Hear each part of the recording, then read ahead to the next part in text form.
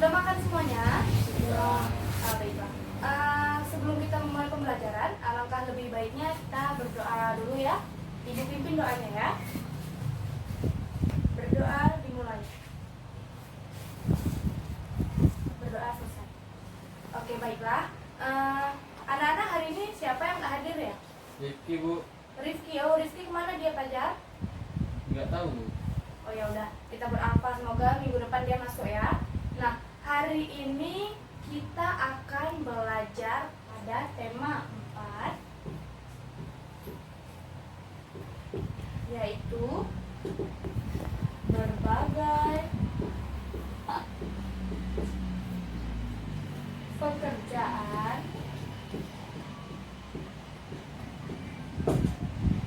pada subtema 1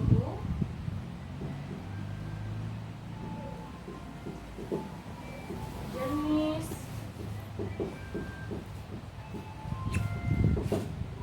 pekerjaan. Oke, pada pembelajaran pertama. Nah, yang dimana nanti tujuan pembelajaran kita itu setelah membaca cerita tentang pelestarian alam, kalian nanti mampu menilai tokoh yang ada dalam cerita dengan detail. Nah, ya, selanjutnya setelah membaca cerita tentang pelestarian alam, kalian juga mampu mendeskripsikan tokoh melalui gambar dan tulisan dengan detail. Lalu, setelah membaca teks dan mengamati gambar tentang pekerjaan di pegunungan, kalian mampu membandingkan jenis-jenis pekerjaan yang ada di sekitar mereka dalam bentuk diagram Venn. Diagram Venn sudah Ibu ajarkan ya minggu lalu ya. Ya. Nah, selanjutnya yang terakhir, dalam menggunakan diagram Venn nanti, kalian mampu mengembangkan laporan tentang jenis pekerjaan dalam bentuk tulisan dengan lengkap. Seperti itu. Mengerti anak-anak? Oke, baiklah. Nah, jadi Ibu ada membawa sesuatu. Ada yang tahu nggak ini apa? Tubuh teh.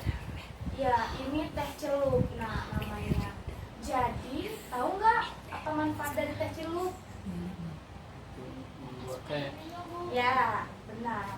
Untuk membuat teh. Selain untuk membuat teh, teh celup ini juga bermanfaat untuk seperti mata kita nih yang hitam. Di pergelangan matanya ini hitam. Dengan menggunakan bekas teh celup ini, kita dapat menyamarkan hitam yang ada di bawah mata kita. Dan juga teh celup ini dapat menetralisirkan jerawat yang ada di pipi ataupun tubuh kita. Nah, seperti itu. Dan banyak manfaat lainnya ya, Nak. Nah, dalam pembuatan teh ini juga banyak loh pekerjaan yang terlibat dalamnya, seperti pengemasannya, terus penanaman bibit tehnya, terus apalagi pengeringannya, seperti itu ya Nak ya. Nah, selanjutnya Ibu mau kalian buka buku temanya halaman 2. Di situ kalian boleh membaca cerita yang ada di buku tersebut, lalu kalian menjawab soal yang ada di buku tersebut ya Nak ya. Oke, kerjakan ya. Bagaimana anak-anak, tugasnya sudah selesai? Sudah. Nah, sekarang Ibu mau Gibran jawab nomor 1 ya Nak. Baca soalnya dulu Nak. Di mana tanaman teh dapat tumbuh dengan baik? Di dataran tinggi. Ya, benar. Kebun teh dapat tumbuh di dataran tinggi. Lalu nomor 2 lanjut saja. Bagaimana caranya agar tanaman teh bisa bermanfaat menahan erosi? Erosi ada di buku. Ditanam berjajar rapi dengan jarak 1 meter. Nah ya, benar sekali. Jawaban yang bagus ya. Nah, lanjut ke Gibran. Soal yang ketiga Nak.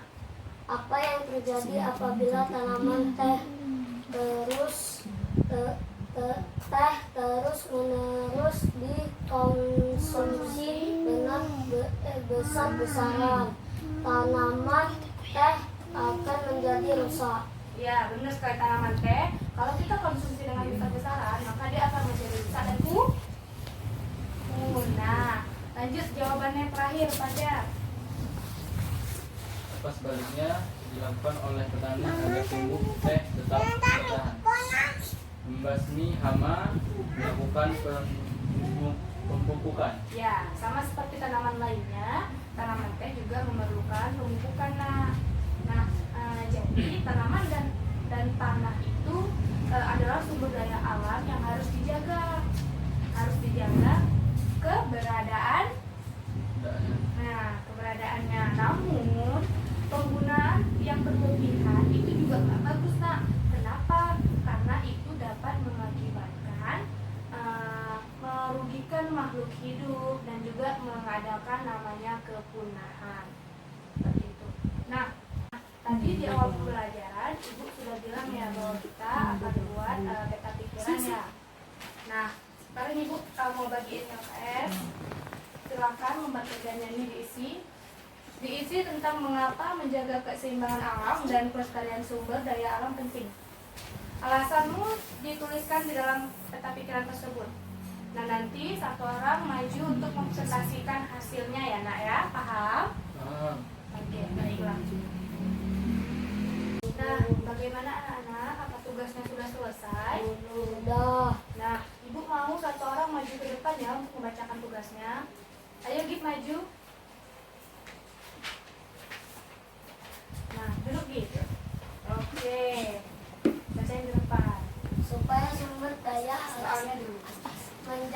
mengapa menjaga keseimbangan alam dan kelestarian sumber daya alam penting. Supaya sumber daya alam tidak habis. Supaya bumi tidak rusak. Ya, benar. Kita bergantung pada sumber daya alam dan membutuhkan oksigen. Nah, ya benar. Supaya hewan tidak punah. Oke, baik sekali Gip. Jawabannya. Beri tepuk tangan dong buat Gibran. Selamat duduk Gip. Terima kasih. Nah, sekarang kita belajar untuk yang seperti Ibu bilang tadi, kita akan membuat diagram Venn. Sebelum dari itu, Ibu mau tunjukin dulu. Nih, beberapa pekerjaan. Nah, sebelumnya kalian udah ngerti belum apa arti pekerjaan? Apa Gip? Polisi, Ya, benar. tentara, Mm-mm. sawah, Mm-mm. dokter. Ya, benar sekali Gip. Jadi itu termasuk ke dalam jenis-jenis pekerjaan yang akan kita bahas. Nah, pekerjaan itu sendiri mempunyai arti merupakan berbagai kegiatan yang dilakukan dalam bentuk usaha dalam rangka memenuhi kebutuhan hidup. Nah, pekerjaan sendiri dan saja tadi menurut ya. Ya, Bu. Pekerjaan ini sendiri terbagi dua, yaitu pekerjaan yang menghasilkan jasa dan pekerjaan yang menghasilkan barang. Nah, pekerjaan yang menghasilkan jasa itu dia memberi apa yang bukan berbentuk barang, seperti contohnya. Nah, ini gambar apa nih? Polisi, Nah, polisi tugasnya apa? menangkap pencuri, That's right, apa lagi? menjaga Ya, benar, menjaga ketertiban. Jadi, tugas polisi untuk menjaga keamanan dan ketertiban itu termasuk ke dalam pekerjaan yang memakai Nah, ini yang kedua adalah ini. dokter, Nah, ini apa? dokter, Nah, dokter tugasnya apa? merawat orang sakit. Nah, iya benar. Dokter biasanya yaitu merawat dan mengobati orang sakit. Yang kedua,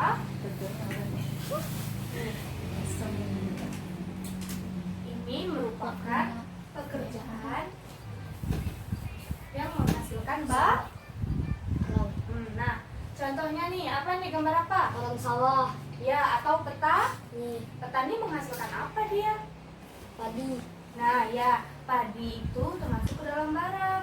Beda sama jasa. Jasa hanya memberi apa yang dia mampu. Apa yang dia mampu lakukan. Kalau ini petani dia menghasilkan padi ataupun seperti peternak, dia menghasilkan kambing, misalnya dia merawat kambing terus kambingnya punya anak, nah menghasilkan kambing. Lalu nih, ada lagi satu lagi contohnya.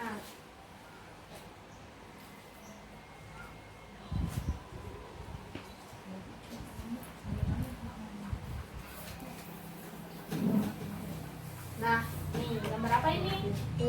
Orang lukis. Nah, pelukis itu menghasilkan apa? Indahan. Ya, pelukis menghasilkan hasil lukisan yang sudah dia warnai dan dia bentuk gambarnya. Ini termasuk pekerjaan yang menghasilkan barang. Iya, Gip, ini termasuk pekerjaan yang menghasilkan barang.